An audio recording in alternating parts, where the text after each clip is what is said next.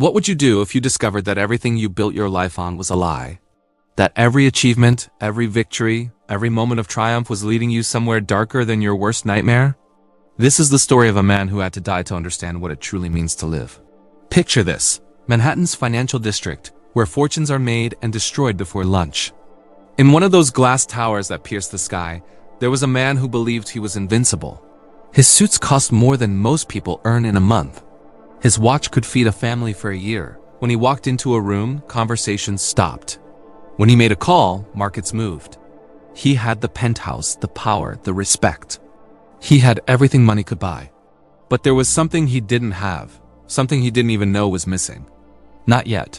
You see, he lived in a world where everything had a price tag, where people were just pieces on a chessboard, where success meant crushing anyone who stood in your way. God was a joke. Faith was for the desperate. Death? That was something that happened to other people. Weaker people. He was too smart, too strong, too successful to worry about things like eternity or consequences or what comes after. He had built his empire on one simple belief. In this world, you're either the predator or the prey. And he had chosen his side. But what he was about to discover would shatter everything. Because in exactly 4 minutes, this man would be dead. And what he would see in those 4 minutes would prove that some prices are paid not in dollars, but in something far more permanent, something he could never take back. Are you ready to hear what he found on the other side? Tuesday, 9:47 a.m. The opening bell had rung 18 minutes ago, and the trading floor was alive with controlled chaos. Screens flickered with numbers that danced between red and green. Phones rang in a symphony of opportunity. And there he was, standing at the center of it all, orchestrating an 8-figure deal that would cement his legend on Wall Street. His voice was sharp, confident, cutting through objections like a surgeon's blade. The adrenaline coursed through his veins like liquid fire. This was his element, his kingdom, his moment of absolute power. Then his chest tightened. At first, it was just pressure, uncomfortable, but manageable. He loosened his tie, thinking it was stress, excitement, the usual cost of playing at this level. But the pressure grew. It became a vice, squeezing harder, tighter, turning his ribs into a cage that was collapsing inward. His left arm went numb. Cold sweat erupted across his forehead. The numbers on the screen began to blur, melting into incomprehensible streams of light. Are you listening? The voice on the phone sounded distant, underwater, coming from another world entirely. He tried to speak, but his jaw locked. The pain detonated in his chest like a grenade made of molten metal and broken glass. His knees buckled. The phone slipped from his hand, clattering onto the marble floor in slow motion. He saw faces turning toward him, mouths opening in shock, hands reaching out. But he was already falling, not just physically, but through something else entirely. Through the floor, through the foundation of the building, through the bedrock of Manhattan itself. Voices shouted his name, but they were fading, becoming whispers, then silence. Someone pressed down on his chest. 1, 2, 3, 4. He could feel it from somewhere far away, like watching it happen to someone else's body. The fluorescent lights above seemed to dim, then darken completely. And in that darkness, he felt something he had never experienced in his entire life. Something that made every business deal, every negotiation, every calculated risk seem like child's play. Terror. Pure, primal, absolute terror. Because he realized, with crystal clarity, that all his money, all his power, all his connections meant nothing now. He couldn't negotiate his way out of this. He couldn't buy more time. He couldn't manipulate the outcome. For the first time since he could remember, he was not in control. And whatever was pulling him down into that darkness was far stronger than anything he had ever faced. The great predator had just discovered he was prey after all. The falling had no end, no bottom, no reference point to tell him which way was up or down. He tumbled through a void so black it made midnight look like noon, so empty it felt like existence itself was being erased. There was no wind, no sound, just the sickening sensation of plummeting through nothingness while remaining terrifyingly conscious of every second. Time stretched and twisted. What might have been minutes felt like hours. What might have been hours felt like years. Then the void began to change. The darkness took on texture, thickness, like he was falling through tar that clung to his skin, his lungs, his soul. The temperature shifted. Cold at first, the kind that freezes bone marrow, then suddenly violently hot. A heat that didn't come from outside but seemed to radiate from within. burning him from the inside out. And with the heat came a smell, sulfur, decay, something ancient and wrong that made his consciousness recoil in disgust. Far below, a light appeared. But this wasn't the light people talk about in near-death experiences. This wasn't peaceful or welcoming or warm. This was a crimson glow, pulsing like an infected wound, beating with a rhythm that matched no earthly heart. It drew him down like gravity, like destiny, like the inevitable conclusion to every choice he'd ever made. As he descended closer, the light revealed shapes. Jagged cliffs of obsidian rock. Rivers of flame that flowed upward, defying physics, defying nature, defying everything rational. The sky, if you could call it that, was a churning mass of smoke and ash, lit from below by fires that cast no shadows, only deeper darkness. And woven through it all were sounds that made his blood turn to ice. Screaming, not the scream of surprise or fear. This was the sound of souls in absolute torment, voices stripped of hope, crying out in languages he didn't understand but somehow comprehended perfectly. Each scream carried a story of regret, of chances lost, of consequences that would never end. And underneath the screaming was something worse. Laughter, cold, mocking, delighted laughter that celebrated every newcomer, every soul that joined this chorus of the damned. He tried to pray. The impulse came from somewhere buried deep, some fragment of childhood memory before cynicism had calcified around his heart. But the words wouldn't form. His thoughts scattered like leaves in a hurricane. And still he fell, faster now, toward that crimson light, toward whatever waited for him in the depths. The negotiator who had spent his life talking his way into everything was about to arrive in a place where words meant nothing, where deals couldn't be made, where the only currency was truth. And his account was bankrupt. Impact. He stopped falling with a jolt that should have shattered every bone in his body, but there were no bones anymore. No body in the way he understood it. Yet somehow he was more solid, more real than he'd ever been on Earth. His feet touched scorched ground that cracked beneath him like ancient pottery, releasing wisps of steam that reeked of sulfur, and something far worse. Something that smelled like despair itself. He stood and looked around, and what he saw defied every rational thought he'd ever had. This place was vast beyond comprehension, stretching in every direction toward horizons that curved wrong, that bent back on themselves in impossible geometries. The ground was obsidian black, veined with glowing red cracks that pulsed like infected arteries. Above, the sky churned with crimson clouds that moved with terrible purpose, forming shapes that almost looked like faces, twisted and agonized. The heat was beyond description. If he'd still had skin, it would have melted off in seconds. But this heat didn't destroy. It sustained. It kept him aware, kept him feeling, kept him conscious of every microsecond of suffering. This was a place designed not to kill, but to preserve.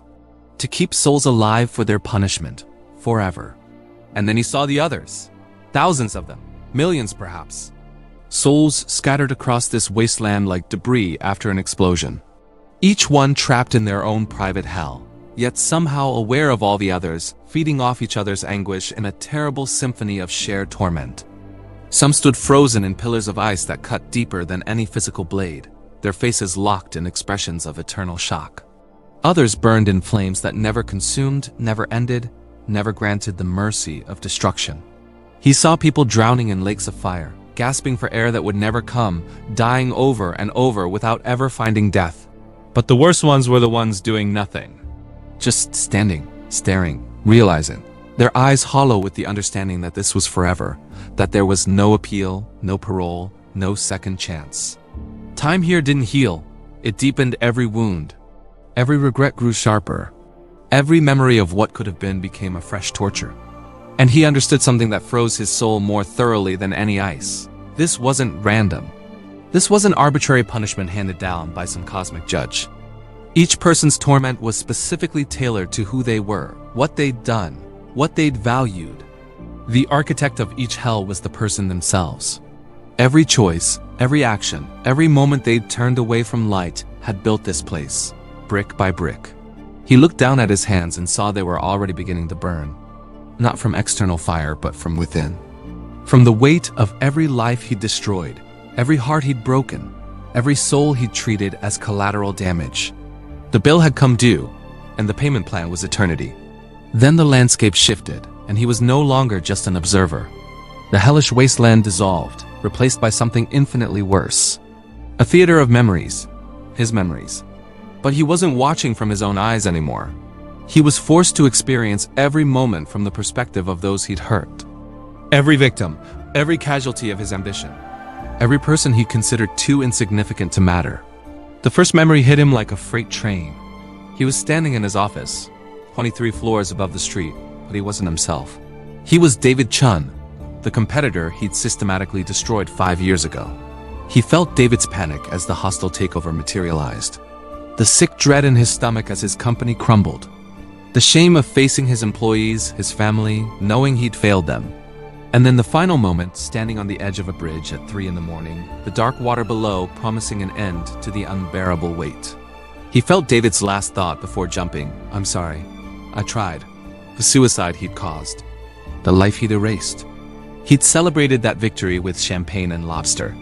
Before he could process the horror, another memory slammed into him. Now he was Jennifer, his assistant of 7 years. He felt her humiliation as he berated her in front of clients for a mistake he made himself. Felt her hands shake as she locked herself in the bathroom, mascara running down her face, wondering why she wasn't good enough, why nothing she did ever mattered. He experienced her slow descent into anxiety, depression, the medication that barely helped, the therapy sessions where she tried to rebuild the self-worth he'd systematically dismantled. 7 years of psychological warfare disguised as employment. Then came the parade of faces. His ex-wife feeling his coldness like frostbite on her heart, crying herself to sleep while he worked late on deals that meant nothing. His daughter learning that daddy's phone was more important than her dance recital, internalizing the lesson that she wasn't worth his time. The elderly janitor he'd mocked for being slow, who went home and looked at his cancer diagnosis, wondering if anyone would even notice when he was gone. Every cruel word, every dismissive gesture, every time he'd stepped over someone struggling because stopping would cost him 30 seconds. He felt it all, not as abstract guilt, but as lived experience, raw, unfiltered, absolute. The pain he'd inflicted rebounded back into him, amplified 1,000-fold, compressed into an eternal present where past, present, and future merged into one continuous scream of recognition. And the worst part? There was no one to blame but himself. No market forces, no business necessities, no competitive pressures, just choices. His choices. A million small decisions to value profit over people, success over souls, ego over empathy. He had built his empire on a foundation of broken hearts and shattered lives. And now that foundation was collapsing inward, burying him alive in the wreckage of his own creation. Just when he thought the agony would consume him completely. When he was certain his consciousness would shatter under the weight of his own sins, something impossible happened. The darkness cracked. Not violently, but gently, like dawn breaking through storm clouds. A sliver of light pierced through the crimson smoke, and with it came a warmth that was the complete opposite of hell's burning. This warmth didn't destroy. It healed. It welcomed. It loved. The light expanded, and within it, he saw another life. His life. But different. A version of himself that had made different choices at crucial moments. He watched this alternate timeline unfold like a movie, but felt it like memory, as if it had always existed parallel to the life he'd actually lived. He saw himself at 25 standing at a crossroads. In the real timeline, he'd chosen the promotion that required crushing a mentor who'd believed in him. But in this vision, he chose loyalty. He saw the mentor's grateful tears, the friendship that deepened, the business they built together based on integrity rather than ruthlessness. He felt the satisfaction of success earned through collaboration instead of conquest. The money came slower, but the sleep came easier. The vision shifted, his daughter's dance recital. In reality, he'd sent his assistant with flowers and a note. But here, he was in the audience, phone turned off, watching her pirouette across the stage. He felt her joy when she spotted him, the way her smile grew brighter, the pride in her eyes. After the show, she ran to him, and he caught her, spinning her around while she laughed. That laugh, pure, uncomplicated, free. The sound of a child who knew she was loved. He saw the woman she became in this timeline, confident and secure, carrying his love like armor against the world's cruelty. More moments flooded in, helping the janitor with his medical bills instead of mocking him. Watching the man's face transform from resignation to hope. Jennifer thriving under his mentorship, instead of wilting under his criticism. eventually starting her own successful firm. His marriage, saved by a single moment of vulnerability when he chose to say, "I'm scared" instead of "I'm fine." The intimacy that blossomed from that honesty, growing deeper over decades. He saw himself at 60 in this alternate life, surrounded by people who genuinely loved him, not his money. Grandchildren climbing on his lap. Friends who called just to talk. A legacy measured not in dollars, but in lives elevated, hearts healed, hope restored. And standing at the center of this vision was a presence. Not a person, exactly, but a light that somehow had personality, warmth, consciousness. A love so pure it made every earthly affection look like a cheap imitation. This was what he'd rejected. Not rules or restrictions, but relationship, connection, purpose, meaning. Every time he'd chosen pride over humility, profit over people, he'd been turning away from this light, building walls between himself and this love that had always been there, always waiting, always calling. The invitation had never been withdrawn. He'd just stopped listening. And now, seeing what could have been, understanding what he'd traded for temporary power, the weight of that loss crushed him more completely than any physical torment ever could. The vision of what could have been faded, and the darkness rushed back in like a tsunami, hungrier than before. The flames intensified. The screams grew louder. He felt himself being pulled deeper into the pit, toward regions where the torment was so absolute that the souls there had stopped screaming altogether, locked in silent eternities of pure anguish. This was it, the final descent, the point of no return. He had seen heaven's alternative, and now hell was claiming what it had earned. But then, cutting through the chaos like a blade of pure sound, he heard it. A voice, not shouting, not commanding, gentle, almost a whisper, yet it silenced everything. The flames froze mid-flicker. The screams stopped as if someone had pressed pause on reality itself. Even the malevolent laughter that had mocked his arrival went quiet. The entire realm seemed to hold its breath. "It's not your time yet," 4 words, simple, undeniable, spoken, with an authority that made the foundations of hell itself tremble. He felt hands, though he saw nothing, lifting him. Not roughly, but with infinite care, the way a parent lifts a wounded child. The darkness that had felt so solid, so permanent, so inescapable began to dissolve like smoke and wind. He was rising, ascending through layers of reality he couldn't comprehend, moving away from the pit that had nearly claimed him forever. As he rose, he caught one final glimpse of the realm below. The souls still trapped there, reaching up toward him with desperate hands, their eyes pleading for the same mercy he was receiving. But he was moving too fast, pulled by a force he couldn't resist and didn't want to. The crimson glow faded to black, then black faded to gray. Then gray exploded into blinding white light that should have burned, but instead felt like cool water after days in a desert. Reality fractured, reformed, fractured again. He felt his consciousness being compressed, folded, forced back into something smaller, more confined, physical, a body. His body. Sensations flooded back, weight, texture, pain, but earthly pain, the kind that had limits, the kind that would eventually heal. He heard sounds. Mechanical beeping, voices, professional, urgent, concerned. "We've got a pulse." He's back. Back. The word echoed in his mind like a bell. He'd been gone. Clinically dead. 4 minutes, they would later tell him, though he'd experienced what felt like 4 eternities. His chest ached where they'd compressed it. His throat burned from the tube they'd inserted. Everything hurt. And he had never been more grateful for pain in his entire life, because pain meant he was alive. Alive meant he had time. Time meant he had a chance to choose differently. To become the man in that vision of light instead of the monster who debuilt an empire on suffering. He opened his eyes to fluorescent lights and white ceiling tiles. A doctor stood over him, adjusting in 4, explaining something about cardiac arrest and lucky outcomes. But he barely heard the words, because he knew the truth. Luck had nothing to do with it. This was grace, unearned, undeserved, impossible. He'd been shown hell, shown heaven, shown the truth about his own soul, and then given something no one in that pit received. A second chance, and this time, he wouldn't waste it. The discharge papers sat on his lap, but he couldn't read them. His hands shook too much. Not from weakness, but from the weight of knowing. The doctors called it a miracle. The nurses whispered about how lucky he was. His colleagues sent flowers and cards about getting back to the grind. But none of them understood. This wasn't luck. This wasn't a medical anomaly. This was a warning, a revelation, a complete dismantling of everything he thought he knew about reality. He walked out of that hospital a different man. Not because he wanted to be, but because he couldn't be the same person anymore. You can't see hell and come back unchanged. You can't feel the pain you've inflicted and return to inflicting it. You can't glimpse what love actually is and continue living in hatred, disguised as ambition. The choice wasn't between his old life and a new one. The choice was between truth and delusion. And delusion, no matter how profitable, was a luxury he could no longer afford. Wall Street heard the news within hours. The legend was walking away. No transition period. No golden parachute negotiation. No farewell tour.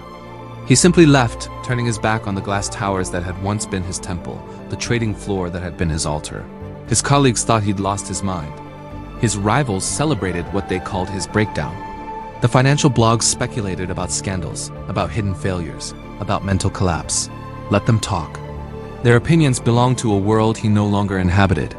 The hardest part wasn't leaving the money. It was facing the people.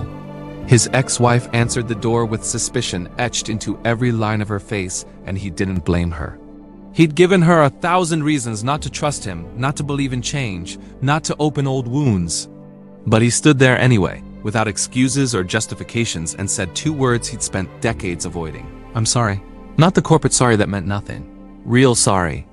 The kind that comes from seeing yourself clearly and being horrified by the view. They talked for hours. She cried. He cried. Forgiveness didn't come that day, or that month, but understanding did. A beginning. His daughter was harder. 26 years old, and she barely knew him beyond birthday cards signed by assistants and wire transfers that said, I love you, in the only language he'd known. They met for coffee, and she sat across from him like a stranger, because that's what they were. He didn't try to make up for lost time with money or promises. He just showed up again and again. Week after week, slowly building something that couldn't be bought or negotiated, only earned through presence, through consistency, through proof that this time, this version of himself was real. He found faith, but not in the sanitized, comfortable way people talk about on Sundays. He didn't attend churches that promised prosperity or comfort. He sought truth, even when it was harsh, especially when it was harsh. Because harsh truth had saved him when comfortable lies were leading him to damnation. The years passed. His bank account shrank. His influence faded. His name disappeared from the headlines, and he had never felt richer. Because now when he looked in the mirror, he didn't see a predator or a monument to ambition. He saw a man who'd been given an impossible gift, shown both destinations, and chosen to spend his remaining days walking toward light instead of darkness. Not perfectly. Not without stumbling.